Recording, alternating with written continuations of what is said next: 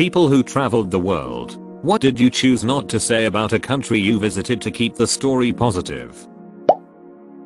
The train stations in Rome are filled with teenage pickpockets. 2 different groups made attempts at us in 5 minutes. It was actually fun to watch once we realized their strategy. Got robbed in Barcelona. Last night there. Got back to the apartment, which was locked, and every valuable was gone. But they left our passports and used dollars. They even took my suitcase. I still think it was a setup from the people renting us the apartment. Police could do nothing.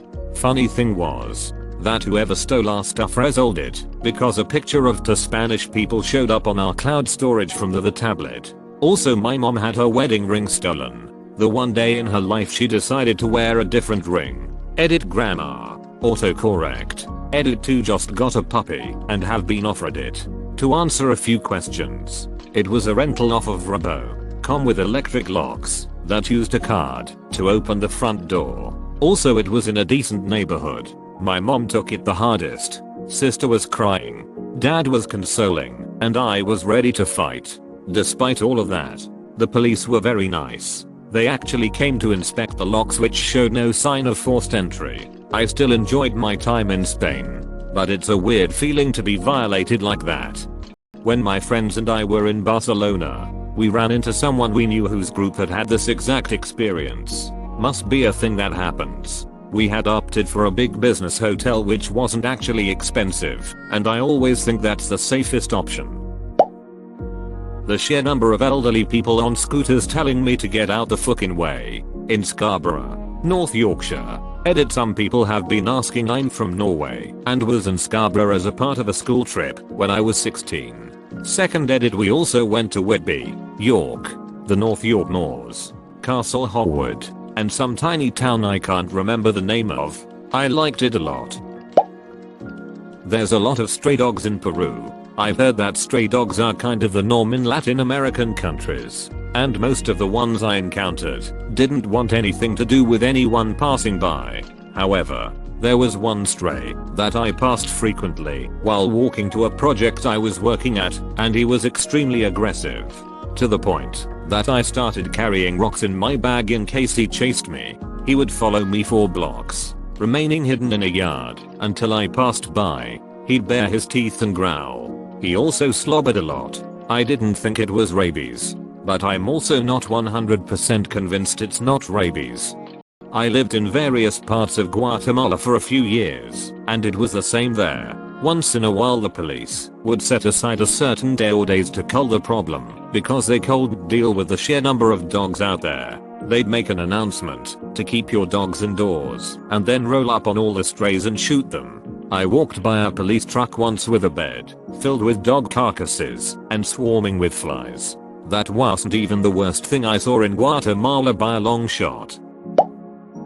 Afghanistan. In the ethnically Pashtun areas especially, young boys are prized for their beauty and are sexually exploited by older men in a bizarre form of apprenticeship. It's very widespread, and it is not only socially accepted, is a kind of social status symbol for the men who engage in these relationships. Most boys end up married off to a woman in the abuser's extended family, or enter into the man's business when they hit puberty. Relationships stop when a boy starts to get facial hair, because that makes it homosexual. It's really hard to talk about, because most Americans have a hard time believing it. There is a fascinating essay written about the phenomenon by a female American PhD sociologist who traveled around the country for a while with the USMC. Maybe someone can find the article if there's sufficient interest.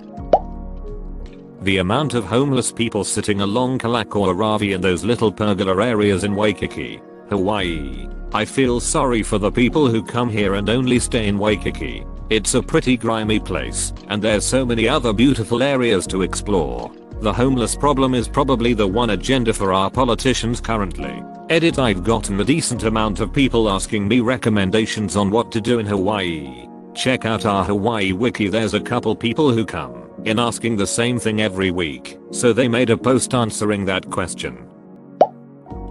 Rome, Italy. Hawkers everywhere. No matter where you go, tourist area or not, you will be accosted by a huge number of hawkers aggressively trying to sell you something. Selfie stick. Selfie stick. Probably the one part that I hated about my Europe trip last year. Prostitutes and pickpockets thrive in Barcelona, not to mention all the graffiti telling tourists to duck off. I actually speak a bit of Catalan thanks to having friends from there. So yes, I can understand what random people say about me as we pass in the streets. It's changed a lot since the financial crisis and is now quite a hostile city, I think. Understandably, given the amount of tourists, 7 million a year in a city of 1 million people and the 50% youth unemployment link. Bosnia is full of trash. I love that country, but damn, is it littered. If you're hiking in the countryside and you see a small lovely path, don't take it. It leads to a dump. Almost every village has one. India was spectacularly bad on this front. At one point I asked our tour guide if he knew the location of a trash can, and he responded with "I'll take care of that," and threw an empty water bottle over the wall into someone's front yard, 20 meters from a UNESCO heritage site. When my father came back from a business trip in China, he had a broken leg. He told us that he had slipped on some stairs. It was only many years later that I found out the Chinese military police had thrown him off a bridge and left him for dead. He was part of an arbitration team that had been brought in on a legal case against the government for negligence. I don't know why he kept it secret from us for so long, but it certainly changed the way I saw China. I guess they learned how to kill off their enemies from every movie ever made. Don't finish the job. Guys, I'm sure he's dead. That's how sequels happen. But sorry to hear that about your dad. The sheer number of people sleeping on the street, on footpaths, under bridges in Mumbai, Pune, India. Whole families. I just got back, and I'm still thinking about it. There was a lot to love about India, but we saw some heartbreaking things too. The contrast in Pune between the huge tech offices and the homeless people in front really stands out. I was offered underage sex in Asia, way underage. Turns out it's depressingly common, and many American European pedophiles come here for that reason. Shit stuck up with how cheap life is sometimes. Bangkok, February 2003. After working 12 hours for 5 days, I took a tuk-tuk to the center of the city. The driver understood little English, so he brought me to another driver who spoke it better. The dialogue with the other guy went like this.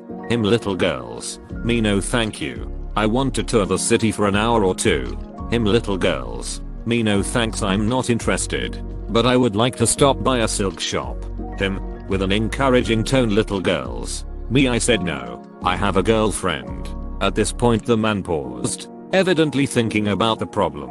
After a few seconds he looked at me, and with a knowing smile he said, very little girls. I changed driver. When you go to Southeast Asia, one thing you are struck by is their carefree approach to road safety. From your tuk-tuk it's typical to see a whole family on a single motorbike, none wearing helmets, zipping through congested traffic without a worry in the world. As a tourist you know the whole thing is dangerous as hell, but it all seems to work in its own way, and it's even a little charming and exhilarating to experience. On the way to the airport in Thailand we drove past the carnage of motorbike accident. No helmet of course. Rider was blasted across the road. Try not to relive that memory when talking about the trip. A related story I have in Vietnam. I saw a whole family, as you said, on one motorbike, but the kid was doing his homework on the back of it. I also saw a minor crash, but rather than throwing hands, they got up, brushed off, and cops came and straightened the handlebars out. Peru. Was raped by my taxi driver who knew I was solely in that country to volunteer in the hospitals. Cops treated me like shit and told me the bruises on my neck were love marks. That if I tested positive for any drugs I would be charged, because surely I put the drugs in my system knowingly, and that I was just a stupid American who was embarrassed by her fling. I just tell people that there was a mix-up at the airport is why I came back early, and just talk about the poverty and stuff. Edit: this was an official marked taxi. My actions immediately afterwards didn't make sense as I was in an incredible amount of shock, waking up naked in a hotel with seamen in me and robbed. I couldn't even speak English to the others in my group, or complete sentences for that matter. I just kept starting the thought, but collapsing into hysterics. Recovery may I don't know. I typically do fine. I tried to seek counseling back in the States at a reputable facility, but they seemed more interested in making me feel worse. So I only went to one session. I was berated by family who just told me that I was stupid, and I set myself up. Which of course was true but didn't help. So I really just shut down. That was my worst semester in college. But I moved forward and became a Dean's List student, and am now in grad school. I got seriously involved in running, and have completed many road races since then. It's my outlet. Thankfully I've only had to take a taxi a couple of times after. I always call someone, and have a conversation as my protection. No matter what country, a taxi driver is someone who blindly trust. It feels weird having all the support from strangers on here. For those of you who are the I told you so crew, that doesn't help. Yes, I was told to be careful. So I was. I blindly trusted an official taxi driver. Edit to the whole thing was a bit of a blur to me. Yes, I know that I'm missing information and am confused. Drugs and shock do that to someone. I generally tell my stories because I want to share what the experience is really like and help other travelers make safe decisions. That said, my parents will never know that I got robbed in Jerusalem. I still love the city, but I was definitely on my guard for the rest of the visit. I just don't want them to think less of me. Oh, and the guy had returned to the same place when I brought the police to the spot, and he still had my stuff. So I got it back, which is nothing short of a miracle. He wasn't the brightest criminal. I was an exchange student in Vietnam. Wonderful experience. But my less fond memories include 1. People literally chasing me up a mountainside trying to sell me coconuts and shrimp flavored Pringles. 14 of them. 1 of me. 2. Eating breakfast when I felt something pull on my leg.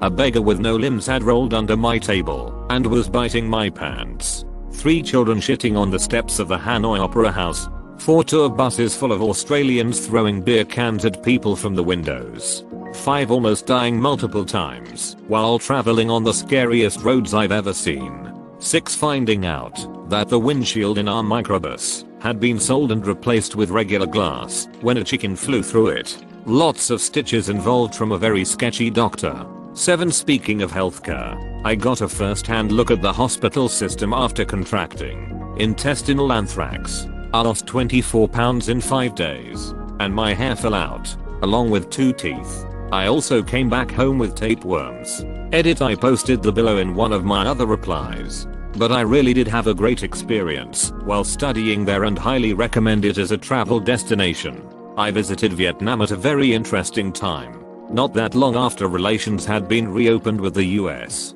Almost everyone I met was friendly, positive, and welcoming. I have a lot of great memories, like sneaking out for picnics with the Vietnamese students, or attending an underground rock show with them. My history professor from the university coming to the hospital and singing lullabies from his village. A cyclo driver inviting me back to his house for dinner so he could talk about his sisters that had made it out and settled not 20 miles from where I grew up in California. An old lady at the market coming up, taking the money back out of my wallet where it was folded, smoothing it out, and giving me her own money clip to use so Ho Chi Minh's portrait wouldn't get wrinkled. A poet who was obsessed with Kahul Gibran giving me a copy of all his works he had translated into both English and Vietnamese so that I wouldn't forget that poetry is truth in any language. And countless other people that went out of their way make Vietnam feel like a special place in the world.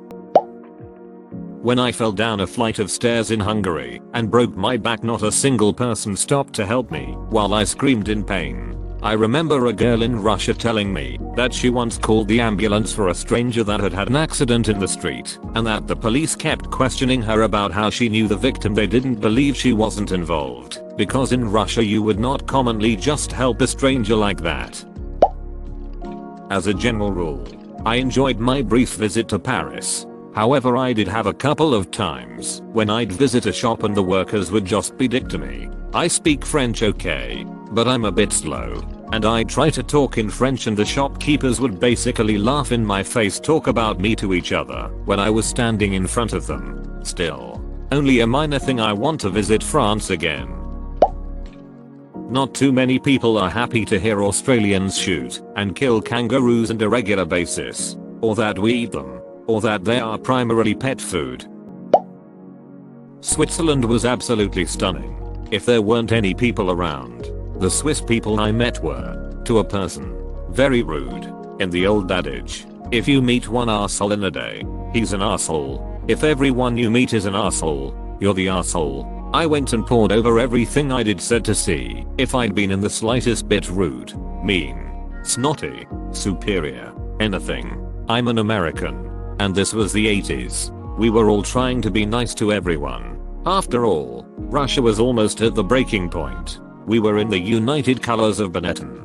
I seriously wasn't trying to be a dick in any way, yet was treated with tkishness at every turn. All in all, I visited 9 countries when I was there, and I can't say the slightest bad thing about any of them, except Switzerland. French people, amazing, polite, sweet. Parisians were a bit New York style superior or the other way around, but are still great folks. Germans were gracious, polite, funny. Italians, oof. I didn't want to leave. Spain and Portugal were the same way. Greece was stunning, and the folks treated you like you were family. Switzerland, not so much. I'm a Brit currently living in the San Francisco area, and I'm always sure never to mention to people back home the overwhelming number of homeless people around here. It makes me so sad that people in one of the wealthiest cities in the wealthiest country on the planet have to live in a soiled sleeping bag under a freeway. Bolivia. Everyone told me it's great. The people were cunts. They piss in the streets. I saw several drivers fist fighting over petty reasons. They yell, are rude, very uneducated, lie and want your money. The food is awful, and I had diarrhea the entire time I was there. Turns out a lot of people told me Bolivia was great because it was cheap. Well, you get what you pay for. Still, Huayuni was amazing, and I really liked the Amazon there. Not a big fan of most of the cities though.